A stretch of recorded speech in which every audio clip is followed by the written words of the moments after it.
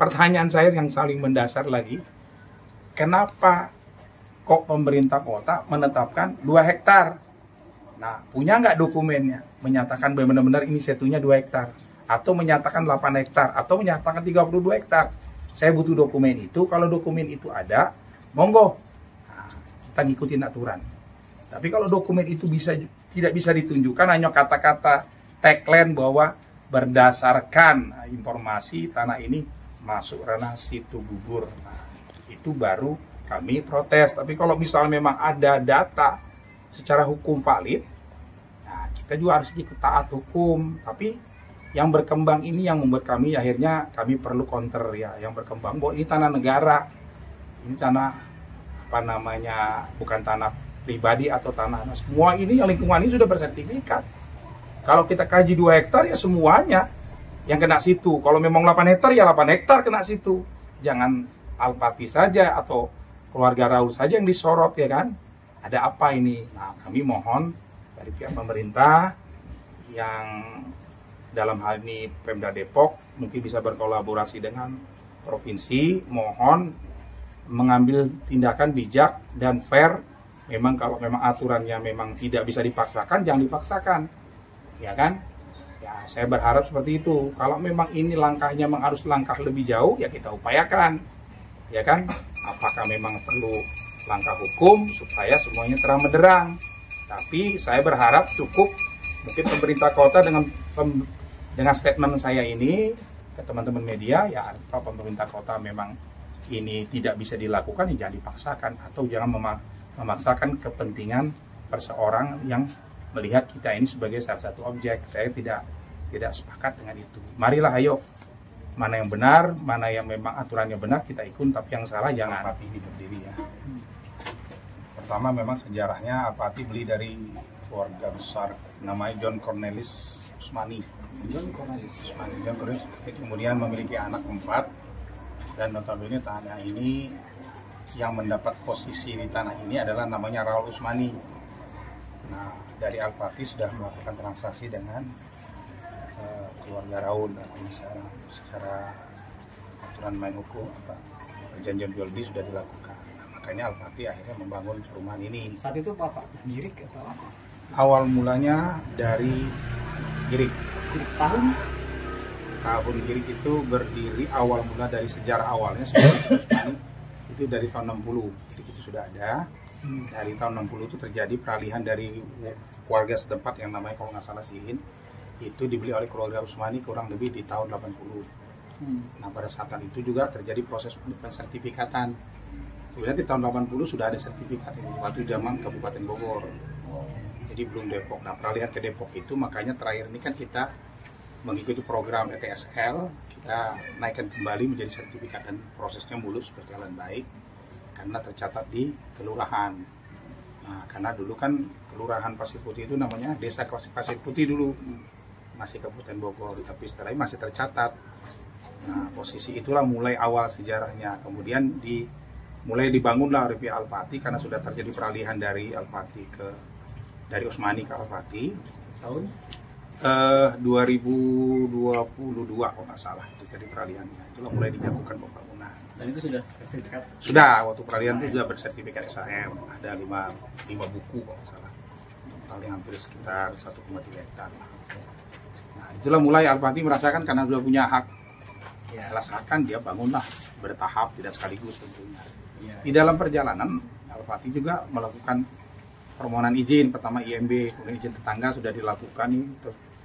Tadi sudah kita tunjukkan juga izin tetangganya bahwa memang izin tetangga tersebut sebagai salah satu syarat untuk supaya IPR kita bisa diperoleh. Yeah. Pertama kan kalau Depok kan izin pemanfaatan ruang. Nah, sudah kita daftarkan nih sesuai dengan jumlah daripada sertifikat tersebut. Dalam perjalanannya terjadi penolakan. Ini salah satunya nih, kurang lebih ada 5 IPR. Masuk tadi ada izin tetangga juga, ini salah satu yang sudah kita datangani warga. Ini sebagai contoh sertifikat. Nah, ini juga yang kita daftarkan sebagian, hampir seluruhnya sudah kita daftarkan. Penolakan karena terindikasi adanya situ. Iya. Problemnya IMB tidak diterbitkan itu karena ada situ. Nah, kalau Bapak tahu sendiri gugurnya situ itu gimana ceritanya? Nah, gugurnya situ itu karena waktu zaman ke pemerintahan kolonial Belanda itu dulu kan ada seorang saudagar kaya lah yang kebangsaan Belgia. Waktu itu saya dapat beritanya dia ingin mengolah pabrik di sini, pabrik pengelolaan karet. Nah, dalam pabrik karet itu dia merencanakan akan membangun situ buatan, bukan situ asli, ini buatan. Gugur itu satu buatan. Buatan, bukan situ dari direncanakan dalam alam, bukan. Oke. Nah, setelah situ rencana situ buatan di perkiraan akan dibuat kurang lebih kalau dari peta tahun 1855 itu 32 hektar totalnya. Seiring perjalanan tidak sampai semua dia lakukan. Dia bendung lah tuh yang di atas. Sebelum sampai kepada total di bendung, dia bikinlah memang waktu itu tahun 1892. Dia bentuklah itu untuk menunjang pabrik karetnya. Nah, karena pabrik karetnya berjalan dalam posisi, kemudian dia juga ada pengembangan semacam membersihkan padi. Nah, untuk dia menanam sebuah tanaman padi. Nah, dari situlah mulai dibutuhkan air itu. Irigasi lah seperti itu. Nah, itu dibuatlah situ buatan. Tapi seiring perjalanan sampai kurang lebih tahun 1966, saya itu tuh jebol. Maka akhirnya dikatakan saya itu gugur karena jebol. Yang pagi-pagi katanya atau? Ya, itu pagi-pagi tuh masyarakat lagi lihat ya, tiba-tiba kok jebol. Nah, dan akhirnya jebol itu sampailah airnya tuh sampai ke, kalau kita bicara sekarang ini ada Sawan Permai, Tugu. Nah, di situ sampai ke sana airnya jebol. Pururubah sampai ke sana. Setelah itu sudah tidak ada lagi. Oke. Kalau saya tuh asli kan nggak mungkin posisi itu sampai ada jebol-menjebol kan, artinya memang alami sudah kan. Nah, ini memang buatan. Makanya setelah jebol, pertama sejarahnya kan awal mulanya setu batu. Karena ini luar biasa, batu-batuan di dalam nih kalau kita gali. Nah, karena seiring perjalanan dirubahlah menjadi satu pasir putih. Nah, setelah ada ide dari seorang bangsa Belgia itu, muncullah yang namanya setu gugur itu, karena jebolnya yang dia buat tadi, setu buatan tadi jebol, itulah dibilang jadi setu gugur. Sama orang sini? Iya, akhirnya sampai sekarang cerita itu. Nah, sering perjalanan itu sudah dibiarkan sama beliau, mereka itu ya, yang pengusaha ini udah nggak mungkin lagi dilakukan apa-apa. Sampai dengan sendirinya pabriknya juga tutup. Pabriknya sempat beroperasi, Pak? Sempat beroperasi. Apa sih? Karet untuk kebutuhan karet, mungkin kebutuhan menunjang apa kalau pabrik ban, tapi detailnya kita nggak tahu, tapi seperti itu sejarah awalnya. Nah, setelah sering tahun 1942 dipetakan nih sama pemerintah Indonesia, dipetakan lagi kondisi terakhir, dipetakan saja. Sebelum kemerdekaan, 42? 38 ada pertama 1938 itu ada shape file itu disampaikan di zaman 1938 oleh pemerintah kolonial, disampaikan bahwa itu dulu sejarahnya diinformasikan pernah dia kan dibuat satu buatan, bukan satu asli. Keterangan 1938 sebelum merdeka. Ini belum Indonesia merdeka. Keterangan 1938 itulah yang dipakai oleh pemerintahan sekarang. Jadi terus dipakai ceritanya. Tapi di situ tidak ada yang menyatakan menetapkan 32 hektar, menetapkan 8 hektar, menetapkan 2 hektar. Kata-kata itu tidak ada satupun dokumen yang menunjang. Karena kami pernah datang ke Dinas Provinsi Sumber Daya Air, kami tanya kepala dinas nggak punya dokumen. Kami mau tanya, kalau ada dokumen yang menyatakan bahwa membenarkan penetapan situ ini memang menjadi situ yang resmi, ya kami minta. Sampai hari ini mereka nggak bisa memberikan itu, cuma menginformasikan ke pihak terkait bahwa itu masuk terindikasi menjadi kartu inventaris barang saja yang ada kodenya nomor 10 sekian, ada datanya dikirim ke kami. Nah, dari situlah akhirnya orang-orang menyimpulkan seolah-olah setu gugur ini menjadi setu, artinya tanah negara yang berkembang. Padahal kalau ngomong jujur, dari yang 32 hektar itu pun sudah masih tanah masyarakat. Ya, belum ada pembebasan. Makanya itu dibuat oleh situan tanah tadi mungkin hanya segelintir. Oh, masih punya pribumi? Masih dalam posisi itu kan, mungkin zaman itu kan pribumi yang asal ada di sini lah. Cuman kalau zaman dulu kan kita belum bisa meninventarisir detailnya seperti apa, arti pencatatannya seperti apa. Yang penting kita memiliki, misalnya di sini keluarga si ini, pokoknya menempati lahan itulah, masing-masing udah punya. Tapi belum ada pencatatan secara resmi kan. Pencatatan tuh mulai ada kan 1960.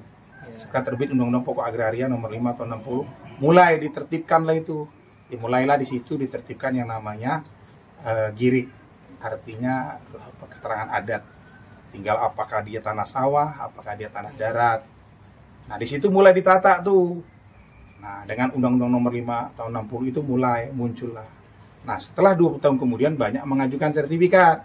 Termasuk nih, salah satu anaknya Usmani itu mengajukan sertifikat, muncul tahun 80. Masih Kabupaten Bogor ini sertifikatnya. Dari pemiliknya itu, dia itu orang pribumi apa bukan, Pak? Siapa tadi yang John Usmani itu ya orang asli, mungkin keturunan dari Ambon. Ambon, tapi pemiliknya orang-orang Indonesia lah, warga negara Indonesia. Cuman dia terafiliasi, katanya ada darah-darah turunan dari Belanda, tapi ya istilahnya seperti itu. Dia memang juga tuan. Nah, dia punya pabrik, kalau salah usaha pabrik teh. John Cornelius Usmani. Dia beli dari, ini ada salah satu asli pemilik awalnya tuh, ini ada ahli warisnya 3 orang. Muhammad bin Sainin, kemudian Alimah bin Sainin, dan Rohmah bin Sainin ya. Nah, dia beli ini prosesnya nih. Tapi ini kebetulan karena sudah dibagi kan. Jadi ini kebetulan Yahya, anaknya nomor 1 dari John Cornelius Usmani, ini anaknya Yahya. Dengan luas yang sekarang ini salah satu contoh ya, ini 1.300 peta bidangnya ada, 1.115 meter. Tahun 80. Tahun 80 sudah ada termis sertifikat. Jadi bukan dalam arti ujuk-ujuk. Ternyata lama pun sudah ada. Jadi peta historis itu tidak sesuai dengan kondisi lapangan yang sudah ada sertifikat. Iya, betul. Kalau kita bicara peta historis sekarang ya jauh dengan apa yang kita miliki di tahun 80 kan. Kalau tahun 80 aja sudah bersertifikat, berarti kan sudah ketata dulunya. Kenapa sekarang baru, artinya pemerintah sekarang baru mulai ribut, baru mulai ingin mengklaim dan sebagainya, ya kan? Kalau saya analisa, saya pelajari, ini kan ada kali di antara situ. Biasanya kalau situ tuh nggak mungkin ada kali. Kalau situ tuh jarang berseberangan sama kali. Kalau secara ekosistem ya kali ya kali. Kalau situ ya situ. Ini kalinya ada, tapi situnya pasti nggak akan ada. Kalau ada situ pasti kali itu tidak akan ada. Yang saya pelajari secara ekosistem ya. Nah, seperti itulah sejarah akhirnya. Nah, kenapa akhirnya ini menjadi menjadi polemik besar ya kan. Karena memang pertama yang terus terang saya bilang, kalau saya melihatnya, memang saya datang di posisi ini, dalam posisi di Al-Fatih ini, dan keluarga Usmani ini memang agak datang belakangan. Ada juga sebelumnya, ada pengacara sebelumnya yang mengurus, tapi mungkin jadi tidak tuntas. Akhirnya saya lanjutkan setelah saya pelajari bahwa memang ada beberapa noise dalam artian banyak yang menyoroti ini, artinya ada yang tidak berkenanlah dengan kehadiran Al-Fatih dan lingkungan ini gitu loh. Muncullah tuh di media, dibikinlah statement begini, berkembanglah cerita ini, digoreng tuh sampai akhirnya kami ngerasa, wah ini beritanya nggak berimbang nih, nggak adil nih. Makanya saya perlu menjelaskan ini, perlu menyampaikan bahwa kami secara tidak langsung, dokumen itu jelas ada. Bahkan girik kami sampai sekarang, girik itu ada 162 dan 1163 tercatat di kelurahan sampai hari ini. Nah, girik itu mulainya terdaftar di tahun 60. Sampai hari ini masih tercatat. Dan saya ada koordinasi dengan pihak kelurahan bahwa kalau mau jujur, tanahnya Raul, artinya pewaris dari Usmani ini bukan sedikit. Sampai hari ini tanahnya Raul itu di mana-mana di sini. Boleh dibilang kalau kita cari historinya semua mungkin hampir 30 hektar total tanah beliau. Cuman ini lagi kami inventarisasi satu persatu mana yang mau kita beresin. Tapi yang fokus kami ini